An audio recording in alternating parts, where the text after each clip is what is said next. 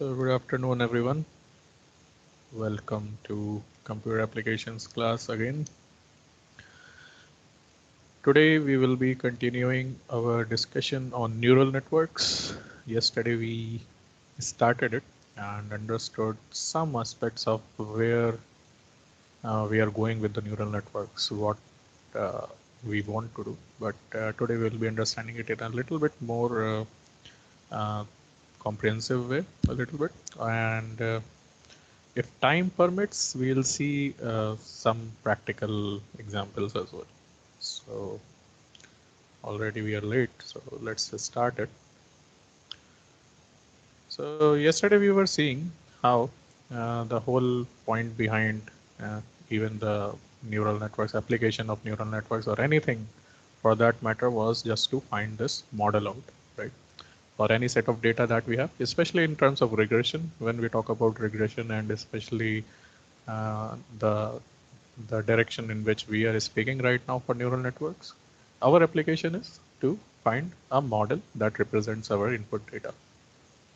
Till now, we were seeing uh, regression by curve fitting, regression by linear fitting, and so on, where we have certain equations, defined equations that we try to fit our model with and see what are the coefficients of it that matches the whole scenario, right? So last time we were discussing about when we have one input and one output, we could actually very easily give the y equals to mx plus c model, right? And whereas m and c values can be easily calculated by differentiating the least error or the square error that was there, right? And we were able to find the MNC values as good as the fitting values that we find by regression analysis on Excel as well, right? So this was one way of regression, and yesterday, as we discussed, this one is again not just equation fitting. It's like a model that will give us some values of uh, output with respect to the values of input, and the whole point of this model is whole point of this exercise is basically getting this model trained to represent our data. Okay, so we were talking about this example where how the learning thing happens. So this few things we discussed, that how observation leads to assumptions, and assumptions can change based on the observations and the changes that are due to that observation. So it continuously, the cycle goes on, right? And the main point behind this discussion was to understand that based on the observation and new changes will be there, right? On our assumptions, and these assumptions will keep on changing. That's the whole point of any learning algorithm. So even machine learning algorithm, even the regression algorithm, all the algorithms, they observe the data that they have, they make assumptions, they change according to the new observation, and they update their assumptions. That's the whole point of cycle, correct? So this we discussed with the example of chess, and we were discussing about the what is basically a neuron, and how what we are going to do in our neural networks, uh, how it relates to sort of a biological relationship, but what basically it entails. So we were discussing about. Uh, Chintan, you want to say something here?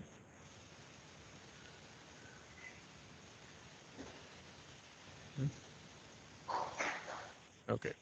So we were discussing about neurons and what neurons are.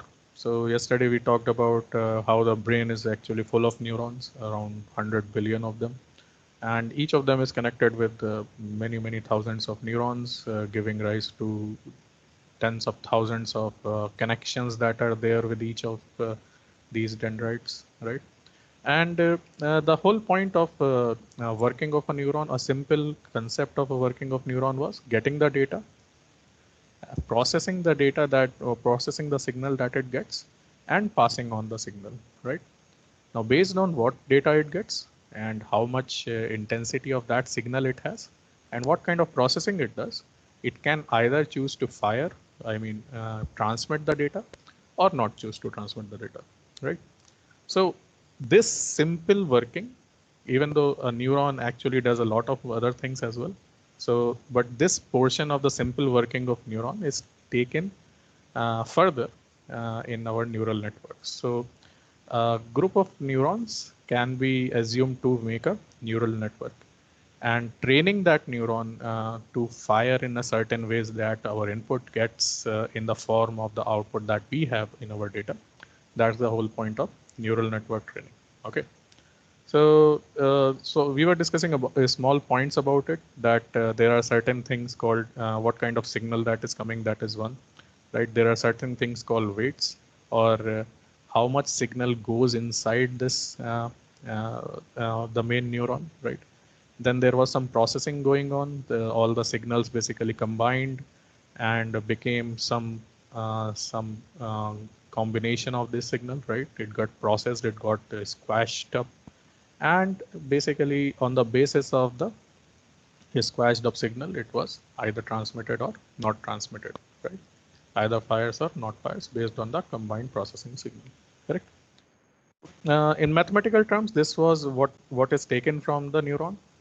And in these terms, basically, it can be assumed that neuron is connected to n other neurons on the input side, m other neurons on the output side, right? So if it is assumed that this is one neuron, if you see here, and this is connected to n other neurons on this side, which are giving it n signals like x0, x1, x2, and xn minus 1 or something, right? And there are m other neurons that are connecting to it, right? So this basically is a part of a network which we're dealing with a single neuron. We'll come to why we are discussing this, but just revising the yesterday's work and adding it on a little bit.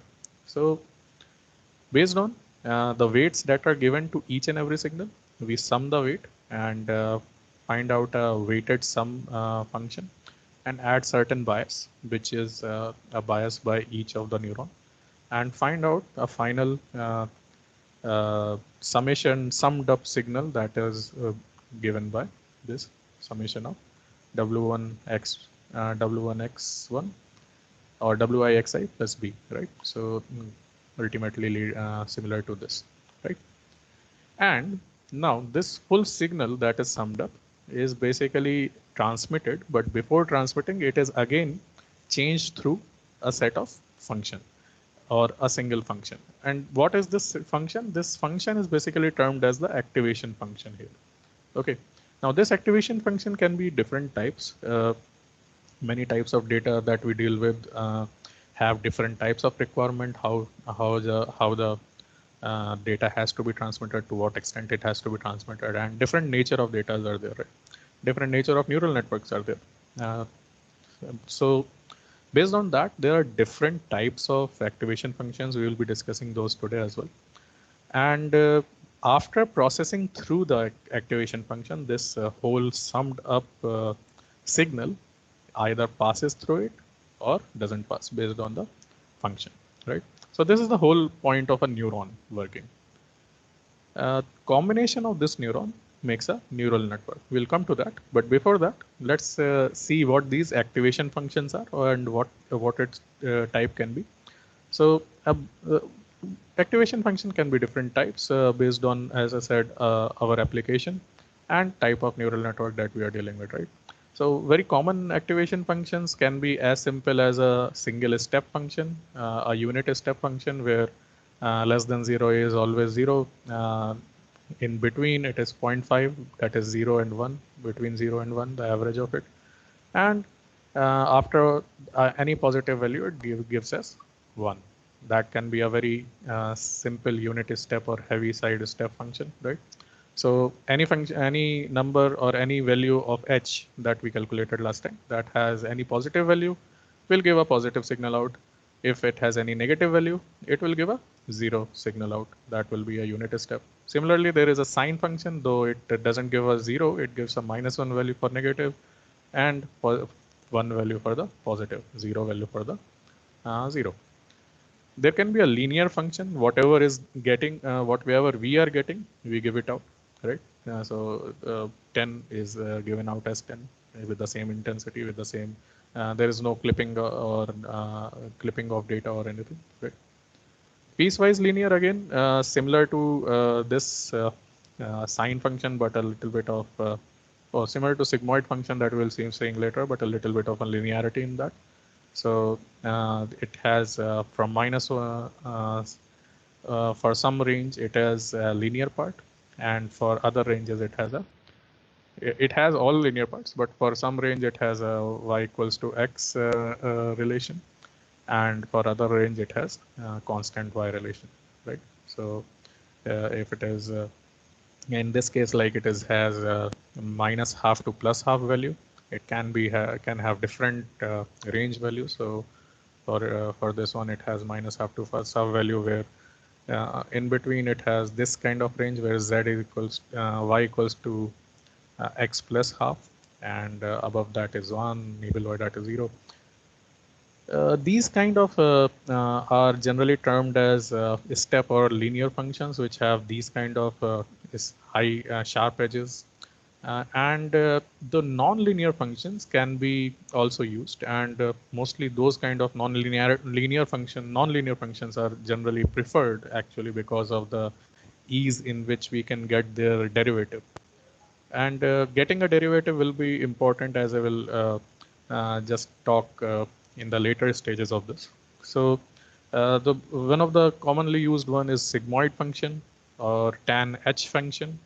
Both of these are nonlinear functions, give something like this, where e to the power minus x basically transforms the whole value from 0 to 1, right? And similarly for the hyperbolic tangent, so tan h. So you know the tan h function, how it works. So it looks something like this. Basically like when we change from unit step to a sine, similarly for logistic, sigmoid to hyperbolic. There are other nonlinear functions as well. These days, ratified linear unit or ReLU function is commonly used. What ReLU does is something like below 0 it is close to 0, right? Above 0 it is a linear uh, y equals to x function, correct? Ratified linear unit or ReLU function has some advantages. It doesn't have that disadvantage that linear function has. So for if we have a y equals to mx function, like a linear, if you take its derivative, it will just have a constant value m, right? That's the derivative. So what happens when you basically change the values during the training work? If you don't have a derivative of this function that is related to the input that you are getting, I mean basically the dy by dx is not a function of x, like in this case. There is a problem of the least error where we can reach. So generally a kind of function, a kind of activation function which has its derivative as a function of x. So in simple terms, if we can write it in mathematical ways, so f dash x or the derivative of x should be function of is still a function of x, right? It should not be independent of x, correct? So these kind of are preferred. Again, this is not a condition. Don't take it as a condition for applicability, but preference is there. Okay, that basically increases the accuracy and helps decreasing the time of accurate results as well. Okay. So that's why these kind of nonlinear functions are taken. ReLU is a nonlinear function. Again, it has a certain derivative as function of x because it is a piecewise linear sort of, but has a different that. Uh, Another variation of that is leaky ReLU, or it has basically a negative descent below for negative values. And exponential ReLU is also there where negative values have been considered. So for negative values, ReLU is sometimes difficult to have accurate values for the terms which have negative inputs. So that time, basically, we transfer to ReLU or exponential. Otherwise, sigmoid function and tan H function also works well. Ultimately, what's the point? The point is whatever the summation of signals that we got in a single neuron, we transform the signal using these values, using these functions, and based on the output that we get, we send it to the next one, or the signal is transmitted. So signal will be transmitted only when there are non-zero values, right? So that's the whole point of an activation function. So choosing an activation function also changes the nature of your neural network or the type of the processing that is happening. So a typical neural network looks something like this. This kind of neural network is simple neural network based on different independent layers. Independent, I mean, because uh, in this kind of network, there is no interdependence between single neurons of same layer. There is no interdependence on that. So this kind of neural network has at least 3 layers. So where one of the layers will be denoting the input variables, like the and like whatever we want to input. Suppose we are making a neural network which predicts the factor of safety of a slope. Simpler example that can have inputs of height or height of the slope. It can have uh, uh, or the inclination of the slope, right? It can have material properties or something, cohesion of the material, something like that, and many more, right? So all these things will be in the input layer, right? So these are inputs, and then there will be some hidden layers that will do the actual adjustment work. And we have the output layer that denotes what is the factor of safety in our case, right? So the overall structure can have any number of hidden layers, and any number of in each layer number of neurons also can be increased or decreased based on the requirement. But the fundamental is that the more number of hidden layers, the more number of neurons, accuracy basically keeps on increasing to a certain extent. But again, this same thing goes to like if you remember, there was a problem in even the regression analysis that if you increase the number of parameters inside, right? So if you increase the number of parameters that we are talking about, then what can happen? There can be a problem of overfitting, right? So if you remember overfitting, that even though it matches the training data, it can't match the testing data because it has been overfit, correct? So increasing each neuron and increasing each layer basically increases the appropriate amount of weights and biases that we are giving to each neuron. So even a neuron here will have different weights associated with whatever signal that is coming to it, and a single bias and a associated uh, activation function to it. So these 3 parameters for each neuron will be same. So even this way, if you say this is the input node, and it is giving this one as W1, that is the weight. Suppose the signal is X naught. So the value here is X naught, or suppose we are giving a height of 150 meter and the inclination of 30 degrees. This was C, so 300 kilopascals, something like that. So these are the inputs.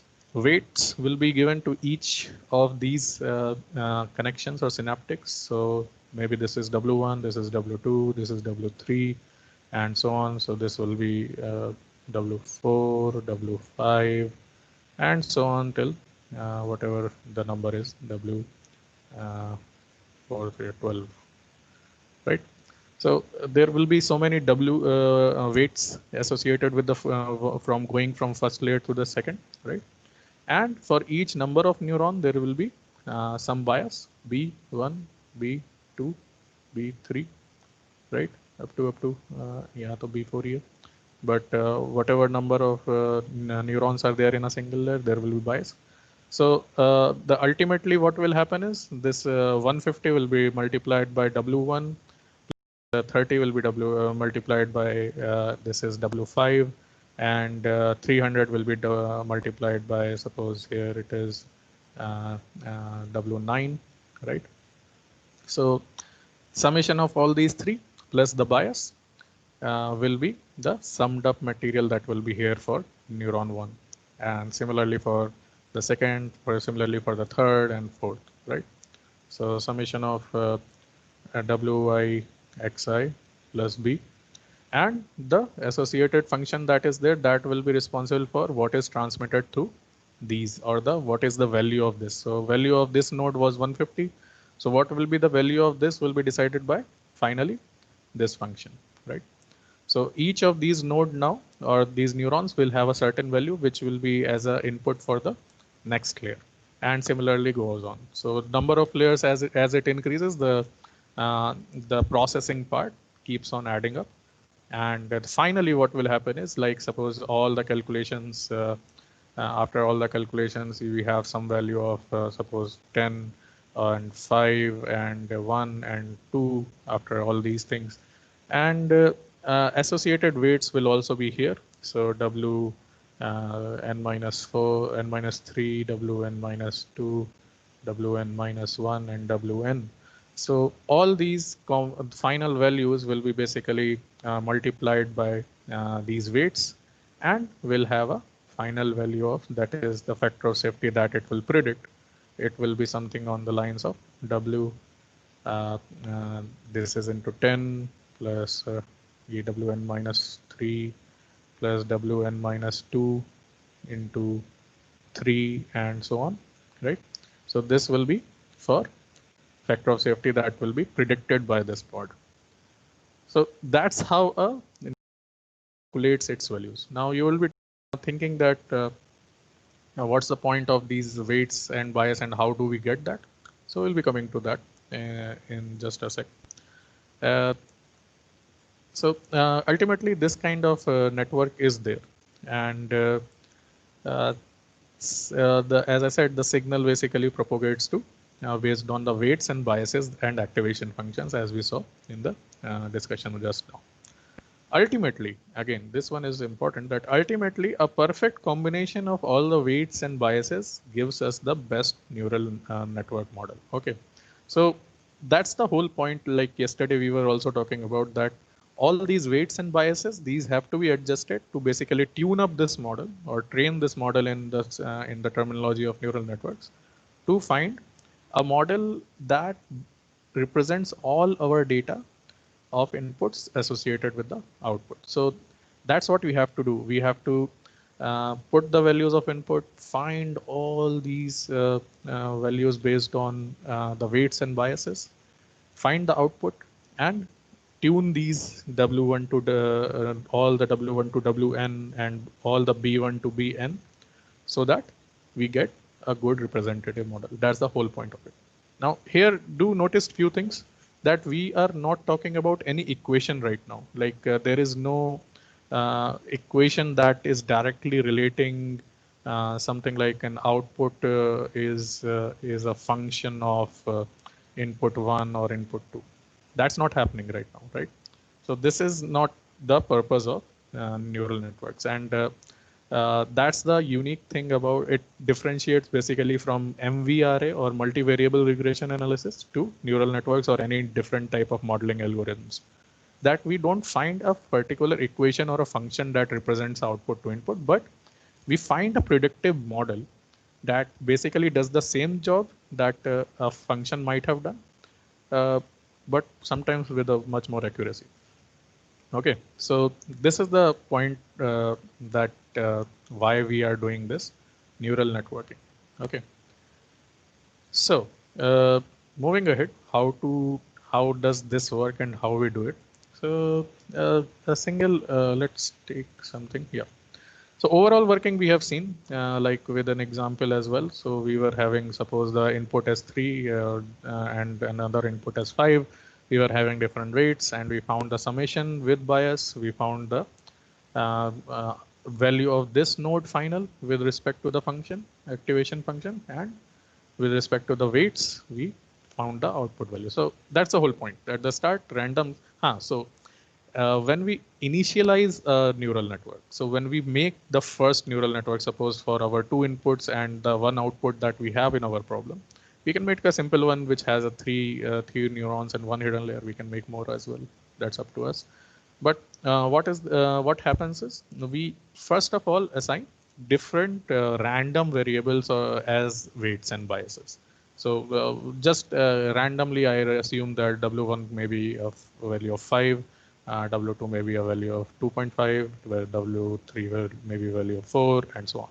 Right? As a B1, B2, B3, and so on. All these things. Correct? And based on these random assignments, whatever I randomly assign, and I calculate these values and I get a certain output. Suppose I get an output of 15. It will be obviously the first few attempts will be wildly out of what we expect, right? Because it will have no association with what our data is. So then what we do is we calculate the error. Like if you remember, we did the regression analysis, and in regression analysis, we were calculating how much error it is from the actual values, a line that has certain residuals or errors. And we found that what is the summation of these errors, and based on the summation of these errors, we basically minimize this. Right? Same thing we will do here. So we'll be finding the errors. Errors will be whatever the actual expected value will be there, right? Minus the obtained value here, correct? And here also we take the summation of square errors. So whatever the different inputs will give different outputs and different e's, we'll square those and basically sum and average those out. And that part will be basically minimized by using different method.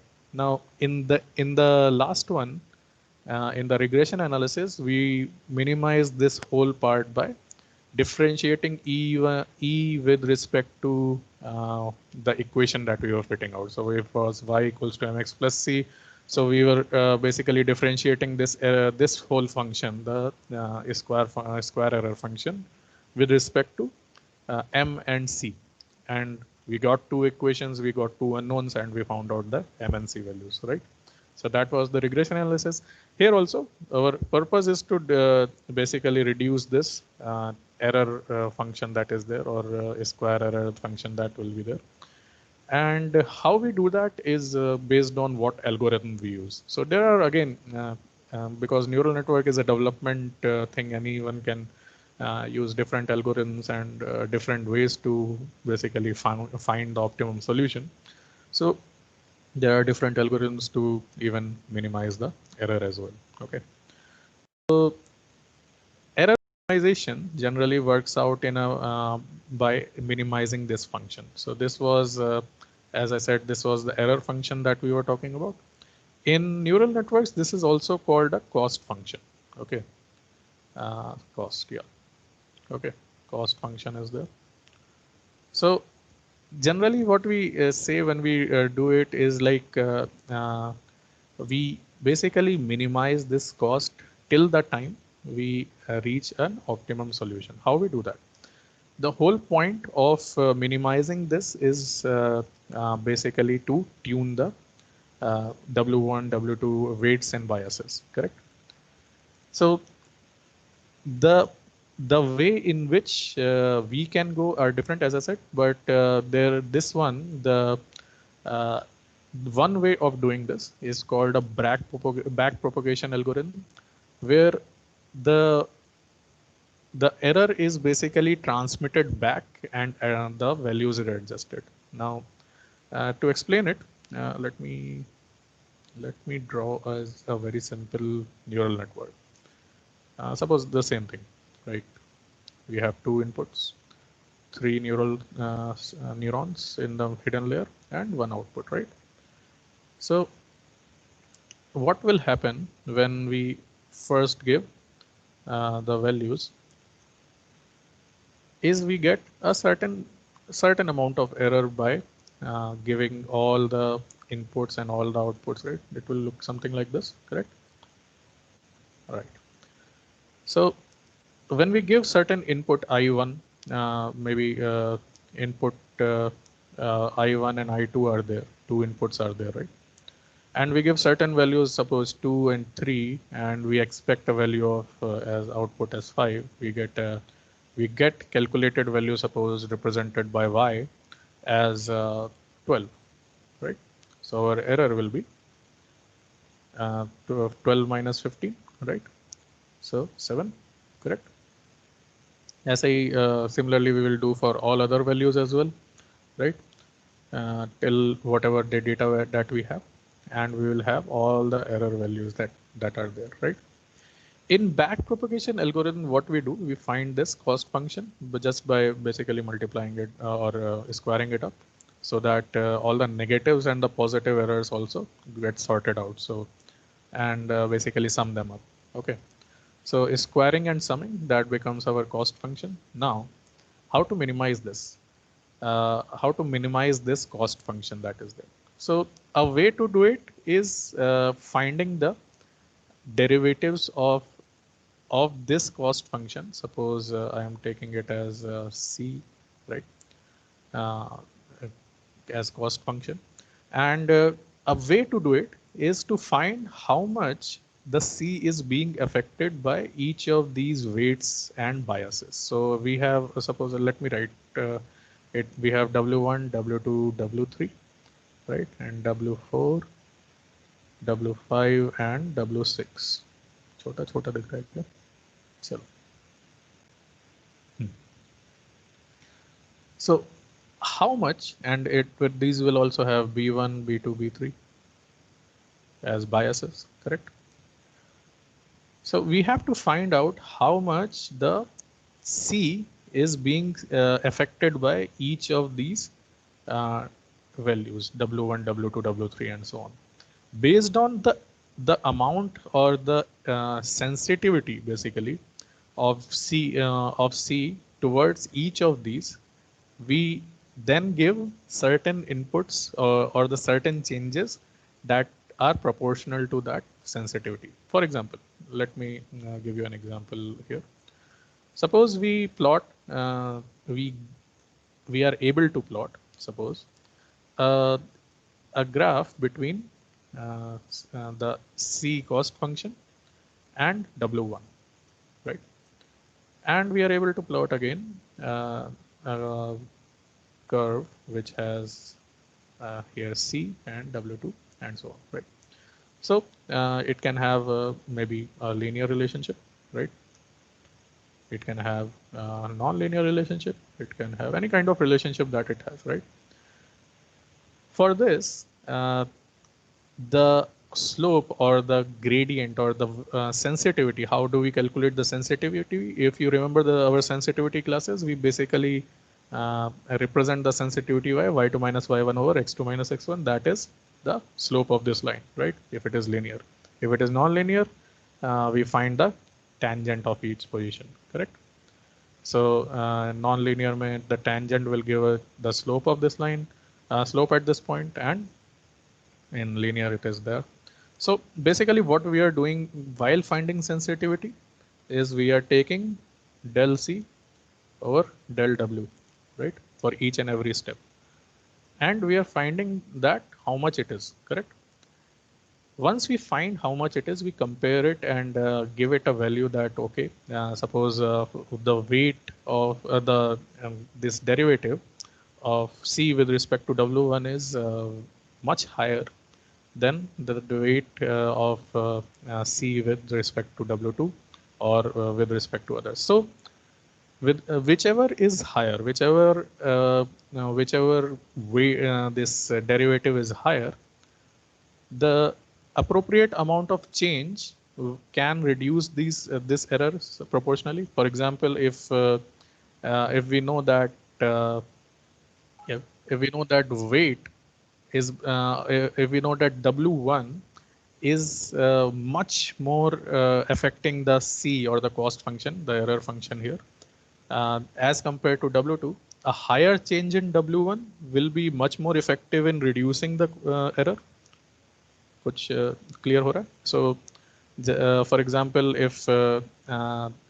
if suppose one value change, suppose the initial value of W1 is 10, W2 is 12, and we find out that one changing the value of W1 from with a difference of just 1 can reduce the error by suppose 0.5, while changing the value of W2 with respect to 1 can just change the error by 0.05. So what we will do is we know that the effect of W1 is so much on error, so we will give W1 a higher change. Similarly, for W2, there will be relatively low change, and appropriately whatever the derivatives we find for these will be giving us the appropriate amount of change that should be given for each of these W1, W2, B1, B2, and so on. Correct? Now, how do we do it exactly? You can use simple derivatives or simple derivations. How to do it? So del C by del W can be calculated by making a suppose chain rule of derivation. Chain rule of derivation basically means how we reach from W1, how we reach from error to W1 can be represented by derivatives of each of these steps. For example, suppose we are getting the y value here, and C is the function of y, correct? That is C is this, the cost function is a function of y, correct? Or here it is given as f theta. So if C is a function of y and y is again a function of suppose this is the suppose these ones were W6, these are W7, W8, and W9, right? And yep. So f is again y is again a function of W7 and whatever the value that this one node has. So let me name कुछ दूसरा color use करता. Let me name this node as or neuron as N1, N2, N3, right? So value at N3, N1 will be defining the y value as well. So to basically properly write it, yeah. So y will be a function of value at N1 and W1 or W7. Yeah, we need to get a दूसरा लेके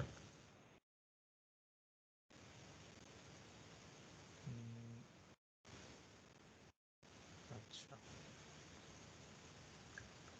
तो एक काम करता है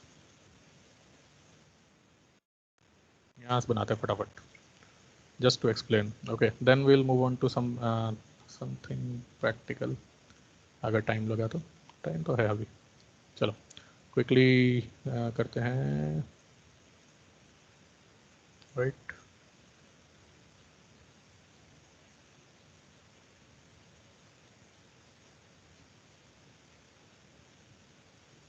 okay and इसको लिखते हैं दूसरे कलर से.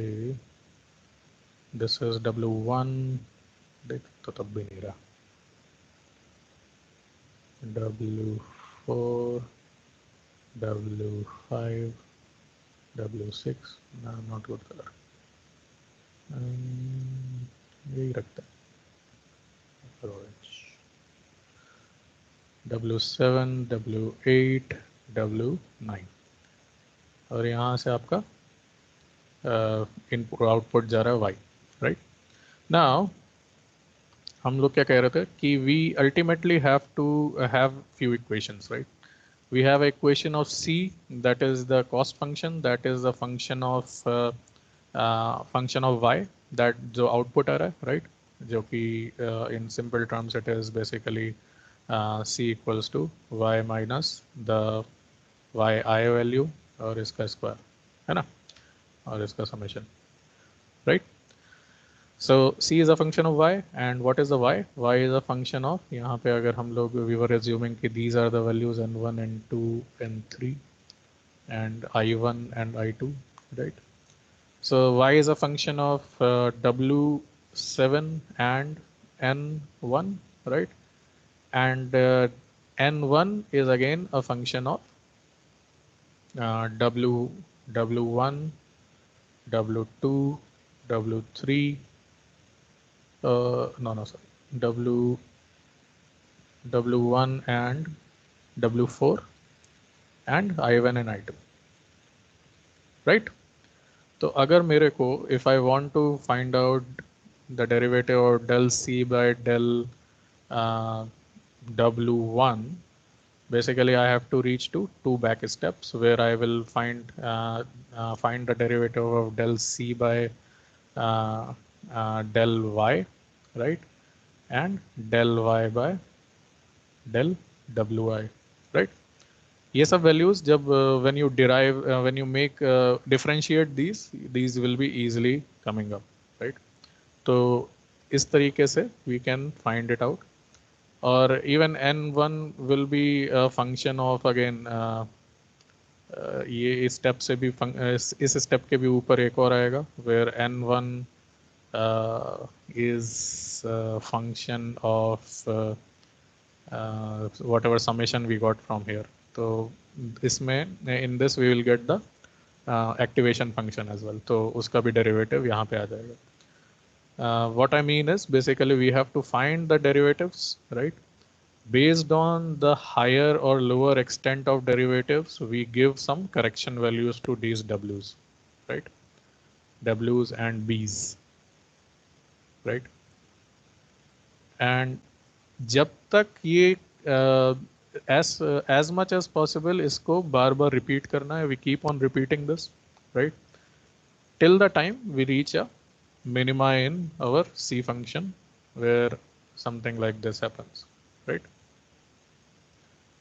This was C, and with respect to number of iterations, something like this happens, correct? इस तरीके से whole point of the training happens. अच्छा, do remember whenever you have some data, suppose अभी जो हमारे पास था where we had two inputs and one output, I2, I3, and serial number 1, 2, 3, and so on till 15, whatever the data we have, right? So if you use all the data in training, and it can be a case as we were discussing in terms of regression analysis, there can be a case of overtraining, overfitting as well.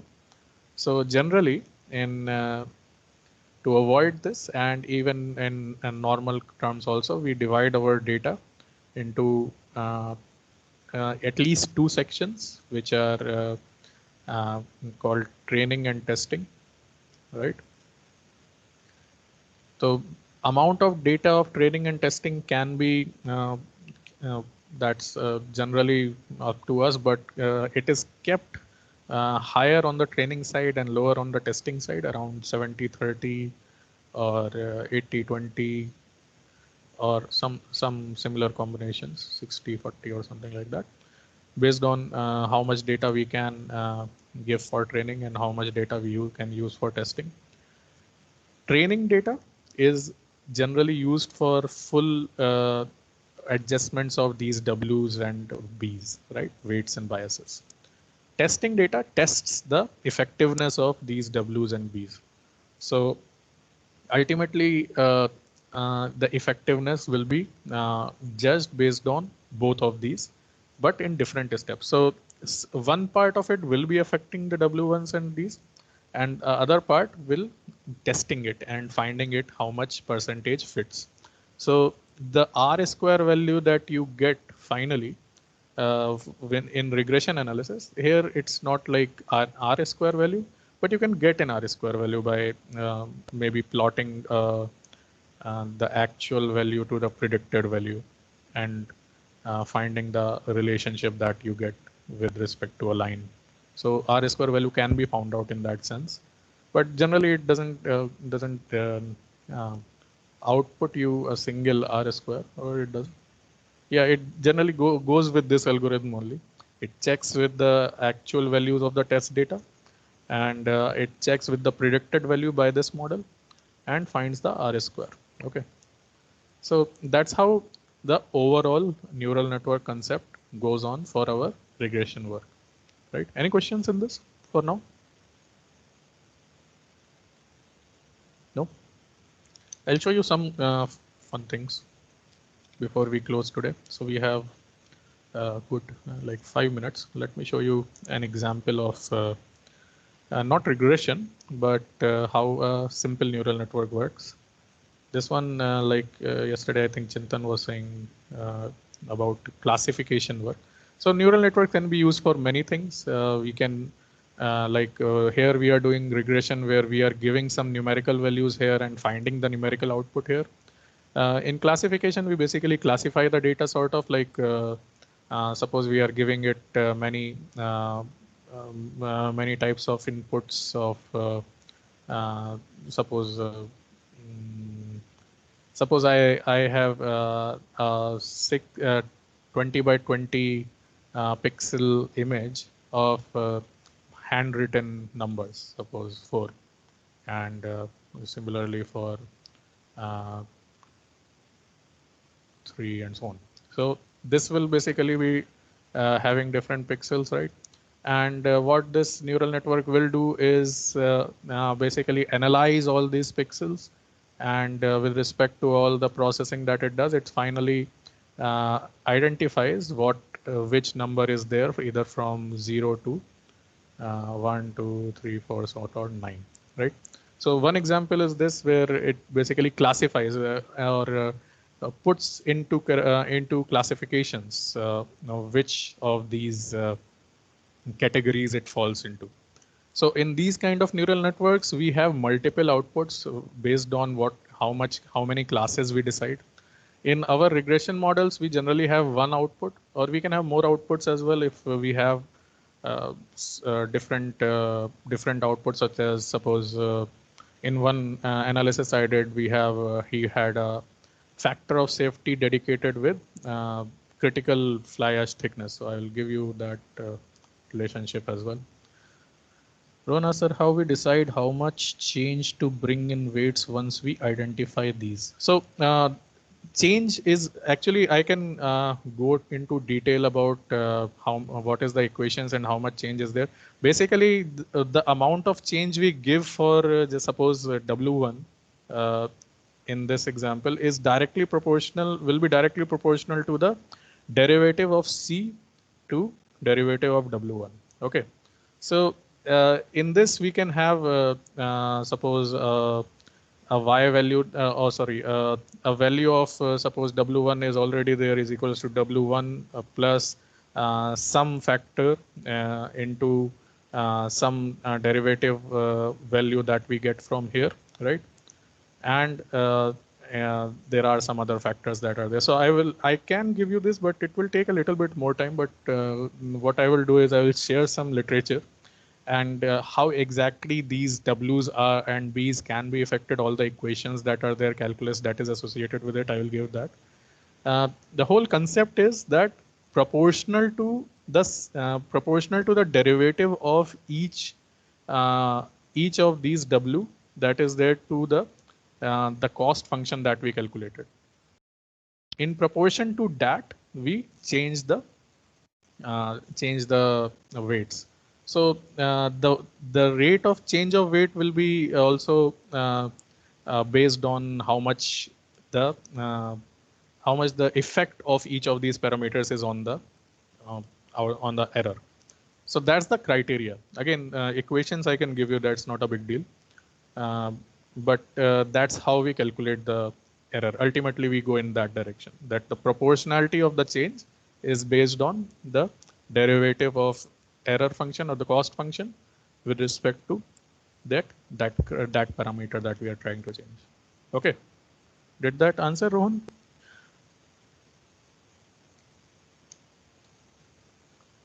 So what I will do is because it is actually a very interesting topic, and not just for this, uh, but for many other things as well.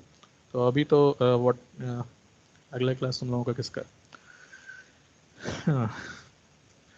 I will not eat into your time, but what I will do is I will share some literature with you. In that, there are